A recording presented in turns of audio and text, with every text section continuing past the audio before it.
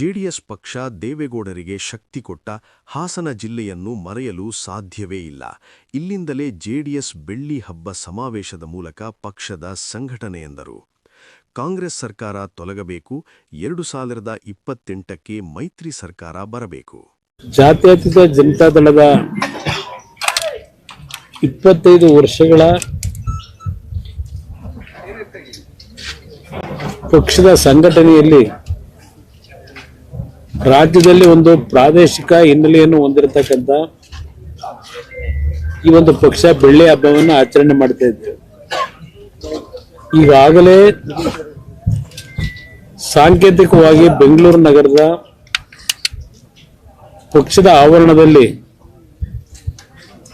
ರಾಜ್ಯದ ಎಲ್ಲಾ ಪ್ರಮುಖ ಕಾರ್ಯಕರ್ತರುಗಳ ಸಮ್ಮುಖದಲ್ಲಿ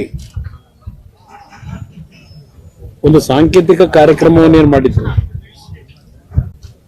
ಅವತ್ತಿನ ದಿನ ನಾವೊಂದು ಘೋಷಣೆ ಮಾಡಿದ್ವಿ. ಈ ಒಂದು ಬೆಳ್ಳಿ ಹಬ್ಬವನ್ನ ರಾಜ್ಯದ 30 ಜಿಲ್ಲೆಯಲ್ಲಿ ಮುಂದಿನ ದಿನಗಳಲ್ಲಿ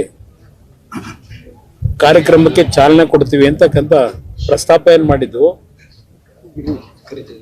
ಅದರ ಹಿನ್ನೆಲೆಯಲ್ಲಿ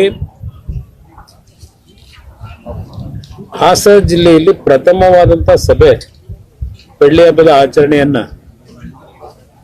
ಮಾಡಬೇಕು ಅಂತಕ್ಕಂಥ ನಿರ್ಧಾರ ಮಾಡಿ ಜಿಲ್ಲೆಯ ಎಲ್ಲ ನಮ್ಮ ಪ್ರಮುಖ ನಾಯಕರುಗಳು, ಮಾಜಿ ಶಾಸಕರುಗಳು ಎಲ್ಲರೂ ಸೇರಿ ಮಾಜಿ ಸಚಿವರಾಗಿರ್ತಕ್ಕಂಥ ರೇವಣ್ಣ ಅವರ ಜೊತೆಗೂಡಿ ಪಕ್ಷದ ನಿಷ್ಠಾವಂತ ಕಾರ್ಯಕರ್ತರುಗಳೆಲ್ಲ ಕಳೆದ ಒಂದು ವಾರದಿಂದ ಇದೇ ತಿಂಗಳು 24ನೇ ತಾರೀಕಿನಂದು 3 ದಿನಗಳಿದೆ ಪ್ರಥಮ ಸಭೆ ಹಾಸನ ಜಿಲ್ಲೆಯಲ್ಲೇ ಮಾಡಬೇಕು ಅಂತಕ್ಕಂಥದ್ದು ಅವರೆಲ್ಲ ಅಭಿಪ್ರಾಯದ ಹಿನ್ನೆಲೆಯಲ್ಲಿ ಈ ಕಾರ್ಯಕ್ರಮ ಏರ್ಪಾಡು ಮಾಡಿದ್ದೇವೆ. ವಿಧಾನಸಭೆಗೆ ಆಯ್ಕೆಯಾದಂಥದ್ದು 62ರಲ್ಲಿ. ಅಲ್ಲಿಂದ ಅವರ ಒಂದು ರಾಜಕೀಯದಲ್ಲಿ ಬೆಳವಣಿಗೆಗಳು ಈ ಜಿಲ್ಲೆಯ ಜನತೆಯ ಆಶೀರ್ವಾದದಿಂದ ಒಬ್ಬ ಸಾಮಾನ್ಯ ರೈತನ ಮಗ ದೆಹಲಿಯ ಕೆಂಪುಕೋಟೆಯಲ್ಲಿ ರಾಷ್ಟ್ರ ಧ್ವಜವನ್ನ ಹಾರಿಸ್ತಕ್ಕಂಥ ಶಕ್ತಿ ಬಂದಿದೆ ದೇವೇಗೌಡರಿಗೆ. ಅದು ಪ್ರಮುಖವಾಗಿ ಹಾಸನ ಜಿಲ್ಲೆಯ ಜನತೆಗೆ ಸೇರಬೇಕು. ಅವರ ರಾಜಕೀಯ ಜೀವನದ 7 ಬೀಳುಗಳಲ್ಲಿ ಅವರು ಚುನಾವಣೆಯಲ್ಲಿ ಸೋತಿರ್ಲಿ ಗೆದ್ದಿರಲಿ, ಅವರಿಗೆ ಒಂದು ಮಾನಸಿಕವಾಗಿ ಸ್ಥೈರ್ಯವನ್ನು ತುಂಬಿರತಕ್ಕಂಥದ್ರಲ್ಲಿ ಈ ಜಿಲ್ಲೆಯ ಜನತೆಗೂ ಸನ್ಮಾನ್ಯ ದೇವೇಗೌಡರಿಗೂ ಅವಿನಾಭಾವ ಒಂದು ಸಂಬಂಧ ಇದೆ ಅಂತಕ್ಕಂಥದ್ದು ನನ್ನ ಅಭಿಪ್ರಾಯ. ಅವರಲ್ಲೂ ಸಹ ಈ ವಯಸ್ಸಿನಲ್ಲೂ ನಾವು ಕಾಣ್ತೇವೆ. ಹಾಸನ ಜಿಲ್ಲೆಯ ಬಗ್ಗೆ ಅಷ್ಟೇ ಅಲ್ಲ, ಪ್ರಮುಖವಾಗಿ ಹಾಸನ ಜಿಲ್ಲೆ ಅವರ ಮೊದಲನೇ ಆದ್ಯತೆ. ಅದರ ಜೊತೆಗೆ ಇಡೀ ದೇಶದ ರೈತರ ಬಗ್ಗೆ ಅವರಲ್ಲಿ ಇರ್ತಕ್ಕಂಥ ಕಳಕಳಿ ಏನಿದೆ ಅದೆಲ್ಲವನ್ನ ನಾವು ಹತ್ತಿರದಿಂದ ಗಮನಿಸಿದ್ದೇವೆ. ಈ ಒಂದು ಕಾರ್ಯಕ್ರಮಕ್ಕೆ ಅವರೇ ಇವತ್ತು ನಮ್ಮ ಮಾರ್ಗದರ್ಶಕರು. ಈ ಕಾರ್ಯಕ್ರಮ ನಾವು ಮಾಡ್ತಾ ಇರ್ತಕ್ಕಂಥದ್ದಕ್ಕೂ ಈಗ ಸುಪ್ರೀಂ ಕೋರ್ಟ್ನ ಒಂದು ಆದೇಶದ ಮೇರೆಗೆ ಬಹುಶಃ ಕಳೆದ 5 ವರ್ಷಗಳಿಂದ ರಾಜ್ಯದಲ್ಲಿ ಸ್ಥಳೀಯ ಸಂಸ್ಥೆ ಚುನಾವಣೆಗಳು ಏನು ನೆನೆಗುದಿಗೆ ಬಿದ್ದಿತ್ತು, ಆ ಚುನಾವಣೆಗಳು ನಡಿಬೇಕು ಅಂತಕ್ಕಂಥ ಒಂದು ಸೂಚನೆ ಸುಪ್ರೀಂ ಕೋರ್ಟ್ನಿಂದ ಇತ್ತೀಚೆಗೆ ಒಂದು ತೀರ್ಪೇನು ಬಂದಿದೆ. ಈ ತೀರ್ಪಿನ ಹಿನ್ನೆಲೆಯಲ್ಲಿ ಈಗಾಗಲೇ ಸರ್ಕಾರ ಬೆಂಗಳೂರಿನ GBA ಚುನಾವಣೆ ಇರಬಹುದು, ಗ್ರಾಮ ಪಂಚಾಯಿತಿಯ ಚುನಾವಣೆಯ ವ್ಯಾಪ್ತಿಯು ಏನು ಮುಗಿದಿದೆ, ಗ್ರಾಮ ಪಂಚಾಯಿತಿ ಚುನಾವಣೆಗಳು ಸಹ ಆಗಬೇಕಾಗಿದೆ. ಈಗ ಅದರ ಜೊತೆಗೆ ಜಿಲ್ಲಾ ಪಂಚಾಯಿತಿ, ತಾಲೂಕ್ ಪಂಚಾಯಿತಿ ಈ ಚುನಾವಣೆಗಳು ನಡೀಬೇಕಾಗಿದೆ. ಬಹುಶಃ ಹಾಸನ ಜಿಲ್ಲೆಯ ಈ ಒಂದು ಕಾರ್ಯಕ್ರಮದ ಮುಖಾಂತರ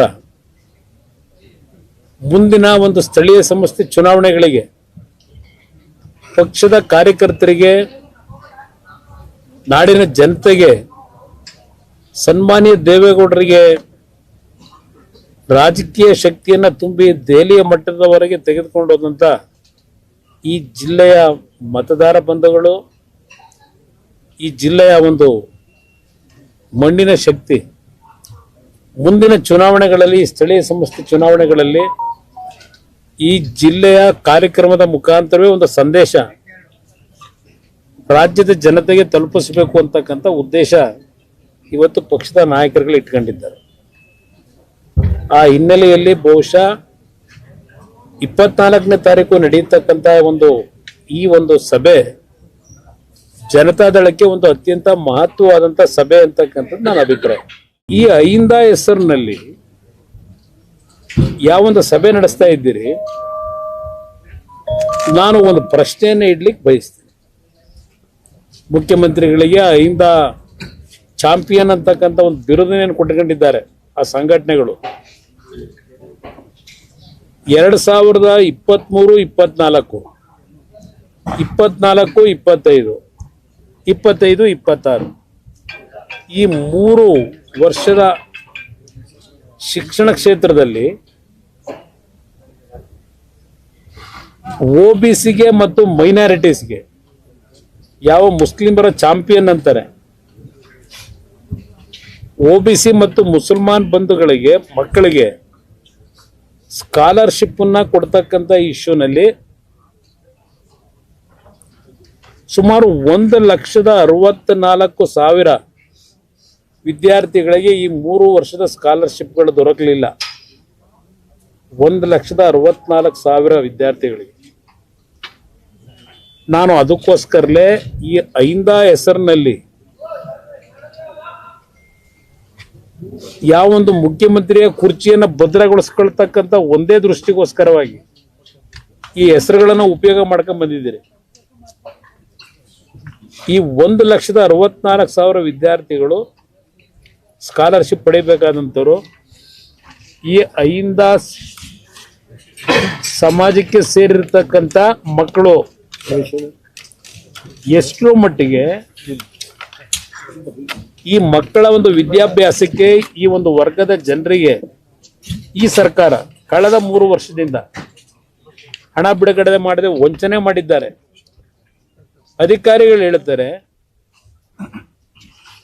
ನಮ್ಮ ಇಲಾಖೆ ತಪ್ಪಿಲ್ಲ, ಆರ್ಥಿಕ ಇಲಾಖೆಯವರು ಹಣ ಬಿಡುಗಡೆ ಮಾಡಲಿಲ್ಲ, ಆರ್ಥಿಕ ಇಲಾಖೆಯವರ ಲೋಪದೋಷದಿಂದ ಈ ಹಣ ಕೊಟ್ಟಿಲ್ಲ ಈ ಕ್ಷಣದವರೆಗೆ. ಆರ್ಥಿಕ ಇಲಾಖೆ ಬಗ್ಗೆ ಚಾರ್ಜ್ ಮಾಡ್ತಾ ಇದ್ದಾರೆ ಅವರು, ಆ ಇಲಾಖೆಯವರು.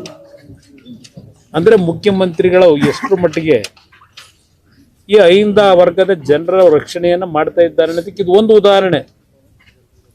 ಯಾವುದೋ ನಿಮ್ಮ 6-5 ನಿಮ್ಮ ಗ್ಯಾರಂಟಿ ಸ್ಕೀಮ್ಗಳಿಗೆ SCP STP ಹಣವನ್ನ ವರ್ಗಾವಣೆ ಮಾಡಿರ್ತಕ್ಕಂಥದ್ದು ಅದೆಲ್ಲ ಒಂದು ಭಾಗ ಪ್ರತಿ ಚರ್ಚೆ ಆಗೋಗಿದೆ, ಅಳಿಸಲಾಗಿದೆ. ಅದೆಲ್ಲ ನಾನು ಹೇಳಿರ್ತಕ್ಕಂಥದ್ದು ಅಹಿಂದ ಸಮಾಜದ ವಿದ್ಯಾರ್ಥಿಗಳಿಗೆ ಅವರ ಶೈಕ್ಷಣಿಕ ಬದುಕಿಗೆ ಎಷ್ಟರ ಮಟ್ಟಿಗೆ ಈ ಸರ್ಕಾರ ದ್ರೋಹ ಮಾಡ್ತಾ ಇದೆ. ಇದನ್ನ ಅಹಿಂದ ವರ್ಗದ ಜನ, ಮೈನಾರಿಟೀಸು, ಮುಸಲ್ಮಾನ್ ಬಂದವರು ಅರ್ಥ ಮಾಡ್ಕೋಬೇಕು ಅಂತಕ್ಕಂಥದ್ದನ್ನ ಹೇಳಲಿಕ್ಕೆ ಬಯಸ್ತೇನೆ ಪ್ರಮುಖವಾಗಿ.